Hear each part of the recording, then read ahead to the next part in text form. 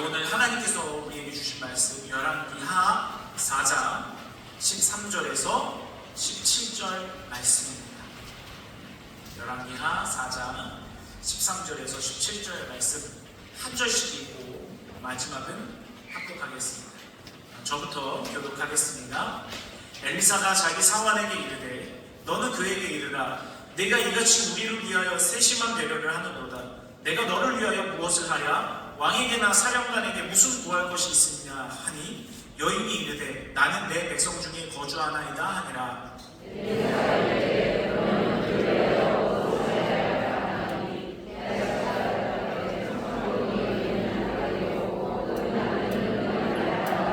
이르되 다시 부르라 하여 부르매 여인이 문에 서니라.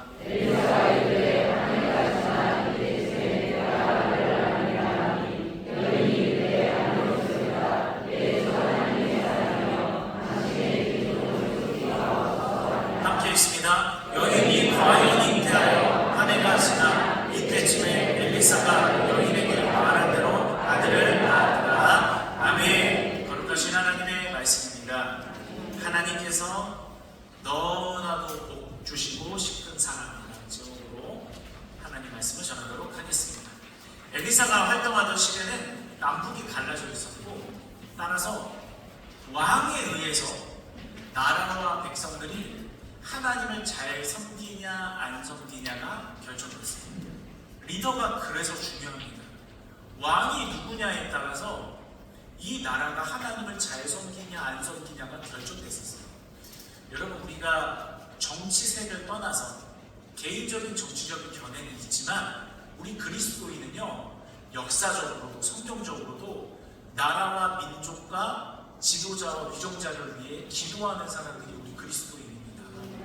내 정치색과 달라도요, 기도해줘야 돼요. 그리고 하나님이 다스리는 나라가 되게 해달라고 간구해야 되는 줄 믿습니다. 이 나라를 움직이는 리더들이, 권력자들이, 또 앞선 사람들이 하나님을 두려워할 줄 아는 마음을 갖게 해달라고, 정치, 경제, 사회, 문화 모든 곳에 하나님을 경외하는 법들이 세워지고 하나님을 사랑하는, 하나님을 두려워할 줄 아는 여러 가지 계획들이 세워지게 해달라고 기도하는 우리가 되어야 될 줄 믿습니다. 자, 근데 이때는 너무나도 안타깝게도 엘리사가 북이스라엘에서 활동을 했는데 북이스라엘의 왕들은 하나같이 하나님을 멸시했어요. 하나같이 하나님의 뜻을 따르지 않았습니다. 그럼에도 불구하고 하나님은 엘리야, 엘리사 이런 대선지자들을 계속해서 세워가면서 말씀을 해주시는 거예요. 왜냐? 이들이 하나님을 배반하고 멸시해도 하나님이 이들을 돌이키기를 원하시기 때문에 끊임없이 하나님께서 말씀을 허락하여 주셨습니다. 그래서 이 엘리사가 얼마나 반박했어요. 왕과 지도자들은 하나님을 배반하고 우상을 섬기고 멸시하지, 백성들은 하나님을 사랑하지 않고 그 우상들을 따라가지. 그래서 엘리사가 전국을 돌아다니면서 너무너무 바쁜 시간을 보냈어요. 정말 몸이 10개라도 부족할 만큼 열심히 사역을 하러 다녔습니다. 그런데 그 엘리사가 가장 많이 지나다니던 길이 어디였냐면 이 지도에 표시된 수넴이라는 지역이었어요. 이곳이 아마 다른 곳으로 뻗어나가는 길이 잘 다 있었던 것 같아요. 그래서 이 수넴이라는 곳으로 계속 지나다 보니까 이 수넴 지역에 한 여인이 엘리사 선지자를 눈여겨보고 있다가 내가 저 선지자님을 섬겨야 되겠다, 그렇게 생각을 한 거야. 그래서 이 엘리사를 자기 집으로 모셔들여가지고 남편과 함께 엘리사를 잘 영접하고 섬기고 도와줬어요. 그 내용이 열왕기하 4장 8절에 나와 있습니다. 하루는 엘리사가 수넴에 이르렀더니 거기에 한 귀한 여인이 그를 간권하여 음식을 먹게 하였으므로 엘리사가 그곳을 지날 때마다 음식을 먹으러 거기로 들어갔더라. 성경은 하나님의 감동으로 지어졌죠. 사람의 생각으로, 사람의 기분에 따라 기록한 게 성경이 아닙니다. 성경은 하나님의 감동으로 기록됐어요. 그렇기 때문에 성경이 말하는 표현은 하나님의 표현입니다. 근데 이 내용을 잘 보니까요, 8절에 이 여인을 귀한 여인이다, 킹제임스 번역 성경을 보면 great woman이다. 너무나도 훌륭한 여인이다. 귀중한 사람이다. 이렇게 기록을 하고 있는 거예요. 이것은 하나님의 표현인 거예요. 이 여인이 그만큼 하나님을 사랑하고 하나님을 경외하고 하나님의 영광을 위해 내가 뭘 할 수 있을까? 언제나 고민하고 마음에 품고 그것을 행동으로 옮겼던 사람이 바로 이 여인이었던 거예요. 그래서 성경에서 귀한 여인이다 이렇게 표현을 하고 있는 겁니다. 이런 표현이 성경에 많이 등장하지 않아요. 대단하고 위대한 사람이어도 귀한 사람이다 이렇게 쉽게 표현하지 않습니다. 그런데 이 이름 모를 한 여인, 이름 모를 한 여인이 사람에게는 어떻게 기억될지 모르지만 하나님 앞에는 귀하다. 1.1획도 변하지 않고 영원까지 기록될 이 하나님의 성경 말씀에 귀하다라고 기록이 됐습니다. 여러분, 우리가 하나님이 기억하시면 그걸로 된 줄로 믿습니다. 그 평가가 진짜 평가예요. 요즘 올림픽 보면은 체조 같은 거 있잖아요. 그런데 내가 볼 때는 이 사람이 1등인 것 같아요. 하지만 내가 아무리 한국의 소파에 앉아서 100점 만점을 줘도요, 심사위원이 10점 주면 10점인 거예요. 마찬가지예요. 세상이 몇 점을 주고 세상이 우리를 어떻게 평가하든 진짜 평가의 힘을 가진 분은 하나님이 줄로 믿습니다. 우리가 이 여인처럼 사람에게는 이름도 모를 여인이지만 하나님 앞에는 참 귀한 사람이다, 참 크고 대단한 사람이다 라고 기억될 수 있는 우리가 되기를 원합니다. 이 여인이 엘리사를 계속해서 도와주고 도시락도 싸주고 와서 씻고 갈 수 있게 해주고 잠시 쉬어갈 수도 있게 해주고 많은 배려를 해주는 거예요. 근데 이 여인이 왜 그렇게 했을까요? 엘리사라는 사람이 매력적이어서 이 사람을 그냥 긍휼히 여겨서? 그게 아니에요. 9절 말씀을 보면 그 대답이 나와 있습니다. 이 여인이 왜 이렇게까지 엘리사에게 호의를 베풀었는가? 여인이 그의 남편에게 이르되 부부가 같이 뜻을 정해서 하나님께 영광 돌리는 거예요. 우리를 지나가는 이 사람은 하나님의 거룩한 사람인 줄 내가 아노니. 이 사람은 하나님의 사람입니다. 그러면 우리가 살려줍시다. 그냥 엘리사라는 사람에게 베푸는 호의가 아니에요.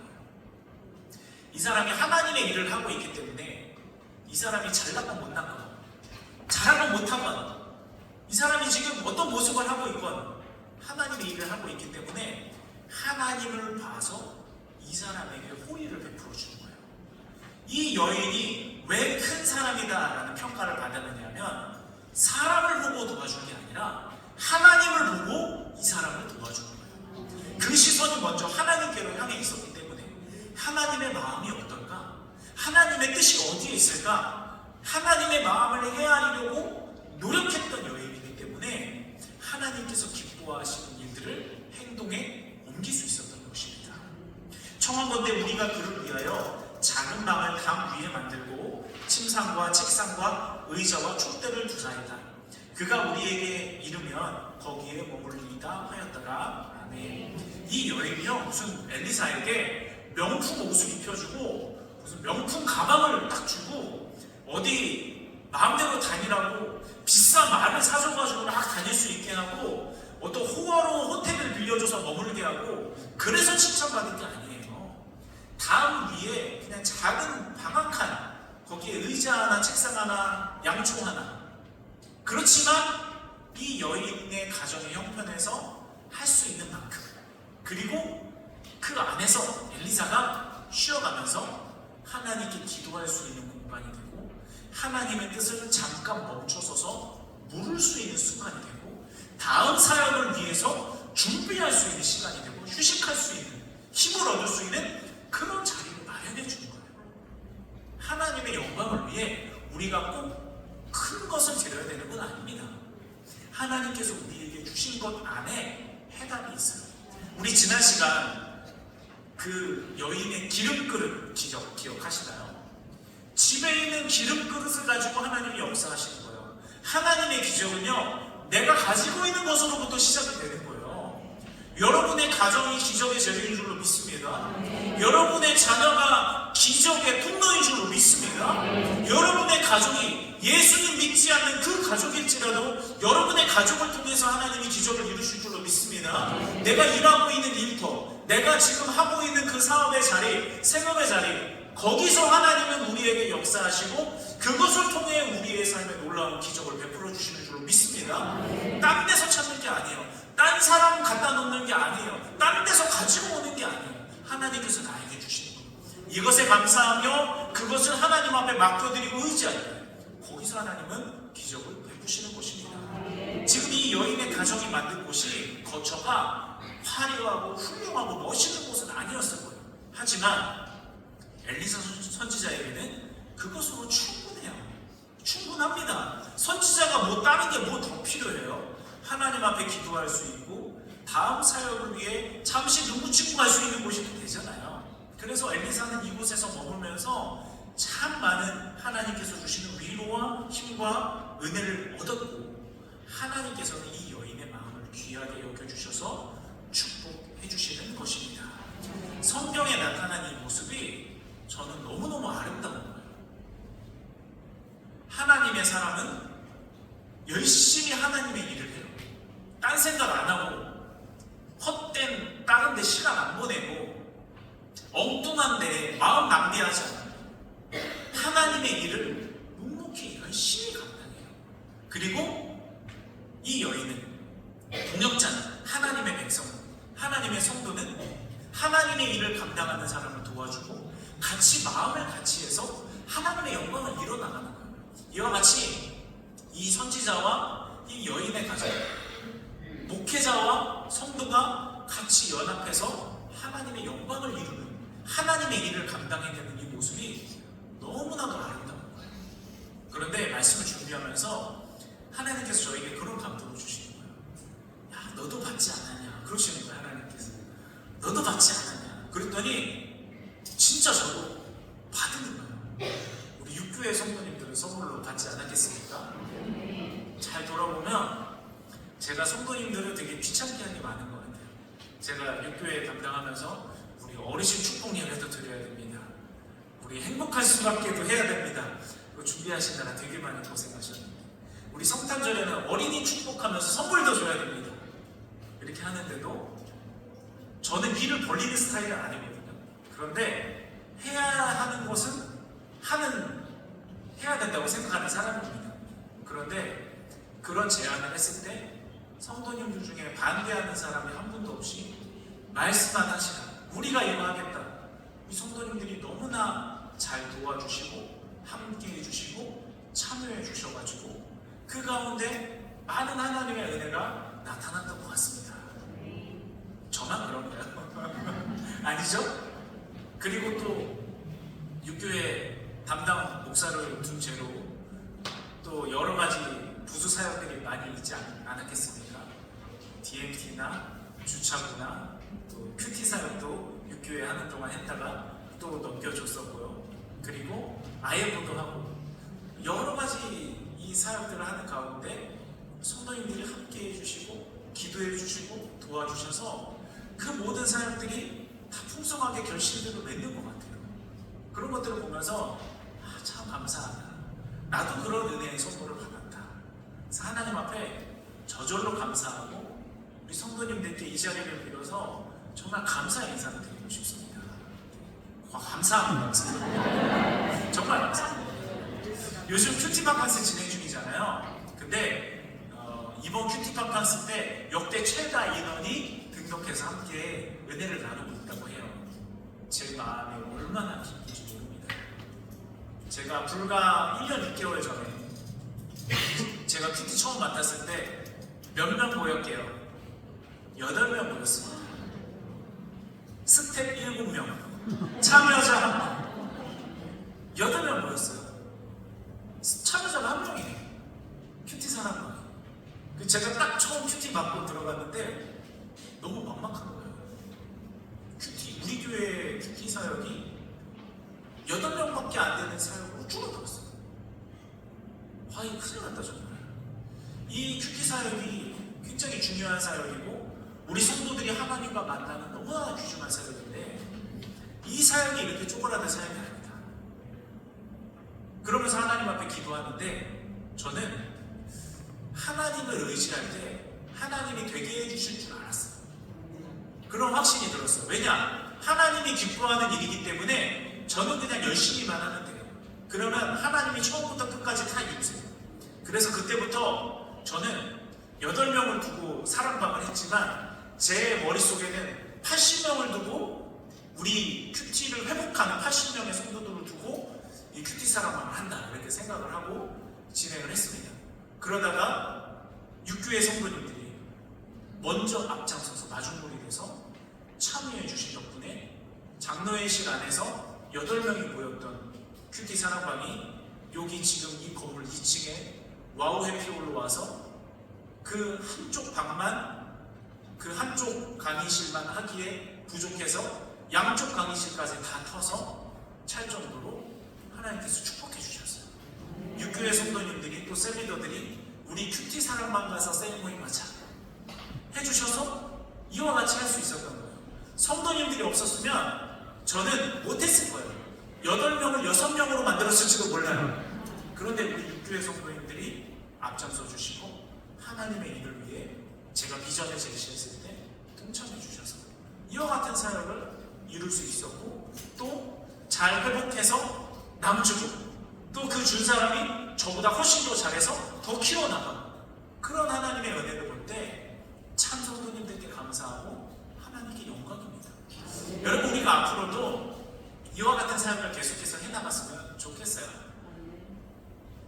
목회자가 성도를 양육하고 만들어가기도 하지만 성도가 목회자를 만들기도 하는 거예요. 여러분 이거 확실한 사실입니다. 성도가 목회자를 만들기도 해요. 우리 육교회 사랑하는 성도님들 모두는 앞으로 우리가 평생 신앙생활 할 텐데 성도와 성도가 또 목회자와 성도가 함께 사역하는 모든 사역의 자리에서 엘리사와 이 훌륭한 여인의 관계처럼 하나님의 영광을 위해 같이 동역하고 하나님께서 기뻐하시는 일을 위해 함께 나아가고 그래서 행복하고 그래서 축복받고 그래서 은혜받고 하나님의 놀라운 역사를 경험하는 우리 모든 성도님들이 되시기를 주님의 이름으로 축복합니다. 자, 엘리사는요 이 여인의 가정의 호의를 계속 받으면서 하나님께 집중할 수 있는 시간을 누리고 또 여러 가지 도움을 얻었죠. 그러던 어느 날 엘리사의 마음에 문득 하나님께서 마음과 생각을 쑥 집어넣어 주세요.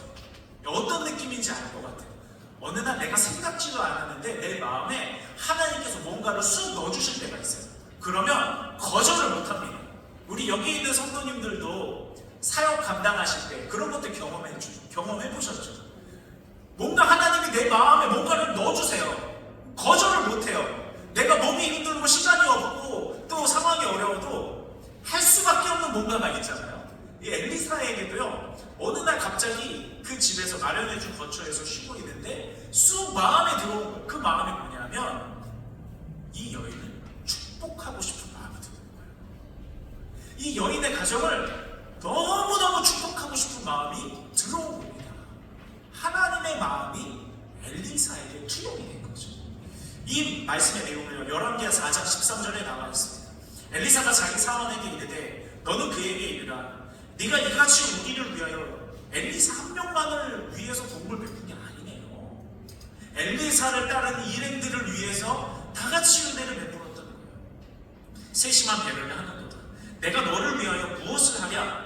왕에게나 사령관에게 무슨 구할 것이 있느냐 하니 여인이 이르되 나는 내 백성 중에 거주하나이다 하니라. 엘리사는요 이때 국가의 아버지 같은 존재예요. 왕의 스승과 같은 존재입니다. 엘리사의 말은요 아무리 왕과 권세자들과 다른 이들이 하나님을 두려워하지 않아도 그래도 엘리사가 말하면요 두려워할 줄 알았어요. 그때 왕과 사령관들도 자 근데 엘리사가 뭐라고 얘기하냐면 이 여인에게 내가 왕이든 사령관이든 내가 다 움직여줄게. 말만 해라. 필요한 게 뭐가 있니? 원하는 게 뭐가 있어? 말만 해. 내가 왕까지 움직여서라도 너에게 축복해주겠다. 하나님의 축복 화끈합니다. 하나님께서 이렇게 엘리사에게 말씀하시는 거예요. 자, 그런데 저 같으면 그날부터 딱 노트를 펼쳐놓고 받고 싶은 거 1번부터 한 50번까지 쓸 것 같아요. 근데 이 여인은요 그렇지 않았어요. 나는 내 백성 중에 거주하나이다. 이건 무슨 뜻이냐면 나는 하나님의 백성이고 하나님을 섬기는 사람들과 함께 만족하고 자족하고 감사하며 살고 있습니다. 제가 하나님께 무엇을 받고자 이런 것을 한 것은 아닙니다. 그냥 하나님이 좋아하세요. 하나님을 내가 너무 사랑해서 이런 일을 하는 겁니다. 괜찮습니다. 나는 자족합니다. 감사합니다. 이 여인이라고 해서 왜 부족한 게 없었겠어요? 왜 갖고 싶은 게 없었겠어요? 하지만 하나님 앞에 감사하고 자족하고 만족할 줄 알았던 거예요. 어떠세요? 하나님께서 더 축복해 주실 것 같으시죠? 맞아요. 이 여인이 했던 행동을 쫙 보세요. 엘리사를 위해 하나님을 봐서 그와 같은 호의를 베풀고요. 하나님이 축복을 주신다고 하는데도 나는 하나님께 이미 감사가 넘쳐요. 여기서부터 이제 더 조바심이 나는 분은 누구예요? 하나님이에요. 내가 축복해주고 싶은데, 내가 꼭 축복 줘야 되는데 어떡하지? 이제부터 하나님이 조바심이 나기 시작해요. 그만큼 하나님께서 너무나도 축복해 주시고 싶은 사람이 바로 이 여인의 이 행동과 마음과 신앙이었다는 것입니다. 우리가 여기서 힌트를 얻어서 우리도 이 여인과 같은 삶을 살았으면 좋겠어요. 하나님을 사랑하고 하나님께 집중하고 하나님께서 기뻐하시는 게 뭘까? 고민하고 실천에 옮기고 하나님께서 주신 것에 감사하고 만족하고 자족하는 것. 그 가운데 하나님의 더 큰 축복이 부어지게 되는 줄 믿습니다. 그래서 하나님께서 너무나도 이 여인을 축복하고 싶은 하나님께서 엘리사에게 지혜를 주십니다. 엘리사가 이르되 그러면 그를 위하여 무엇을 하여야 할까? 선지자가 고민에 빠질 거예요. 너무 축복하고 싶어서 막 고민하는 거예요. 게하시가 대답하되 이 엘리사를 모시는 이제 수련 선지자 또 부선지자 부목사 이렇게 생각하시면 좋을 것 같아요. 게하시가 대답하되 참으로 이 여인은 아들이 없고 그 남편은 늙었나이다 하니 엘리사가 이르되 한 해가 지나 이때쯤은 내가 아들을 아느니라 하니 여인이 이르되 아니로소이다. 내 주 하나님의 사람이여 당신의 계집종을 속이지 마옵소서 하니라. 사실 이 여인의 마음에 간절한 소원이 있었던 거예요. 그런데 하나님께서 그것을 간파하시고 사실은 하나님이 이 무대를 만드신 거죠. 엘리사를 그곳으로 지나다니게 하시고 이 여인으로 하여금 이 엘리사를 도움을 통해 하나님을 또 바라보게 하고 사실은 다 하나님의 계획과 섭리와 이끌어 주심이 있었던 거예요. 왜? 이 여인에게 어떤 축복이 있어야 되는지 아시기 때문에 이 여인이 어떤 은혜를 간구하고 있는지 하나님은 아시기 때문에 하나님은 그 은혜 주고 싶어서 이와 같은 모든 스토리를 끌고 오신 겁니다. 이 여인은요 믿어지지가 않는 거예요. 내 평생의 소원이지만 믿어지지가 않아요. 그런데 하나님의 말씀의 특징, 우리 육교회 성도님들 제가 많이 강조해서 아시죠? 하나님의 말씀의 특징 뭐죠? 반드시 이루어집니다. 잘 기억하시네요. 역시 청명하십니다. 하나님의 말씀은요 반드시 이루어지는 특징을 갖고 있어요. 해가 동쪽에서 떠서 서쪽에서 지는 것보다 더 명확해요. 하나님의 말씀은 이루어집니다. 여인이 과연 말씀대로 잉태하여 한 해가 지나 이때쯤에 엘리사가 여인에게 말한 대로 다시 말해 하나님의 말씀대로 아들을 낳았더라. 말씀을 결론 맺겠습니다. 하나님께서는 우리를 축복하길 원하십니다. 믿으십니까? 하나님은 우리를 축복하길 원하세요. 그 증거가 뭔지 아세요? 예수님의 목숨값으로 우리를 구원하셨죠. 우리 한번 가슴에 손을 얹고 따라해 보실까요? 나는 예수님의 목숨값으로 피값으로 구원받은 사람입니다. 아멘. 그렇기 때문에 하나님은 우리를 축복하길 원하세요. 피값으로 사셨기 때문에 축복 안 하실 거면 처음부터 안 하시지. 예수님 피값 줘서 우리를 구원해 놓고 축복을 안 하신다? 그거는 말이 안 돼요. 하나님은 이 여인에게처럼 우리의 삶에 꼭 있어야 되는 은혜, 내 삶에 이거가 해결이 돼야 된다. 우리 한 가지씩 다 가지고 있지 않습니까? 하나님께서도 그것을 간파하고 계세요. 그리고 우리의 삶에 그것을 해결하기를 원하세요. 그리고 우리의 삶을 인도하세요. 따라서 우리는 이 여인과 같은 믿음으로 반응할 수 있기를 원합니다.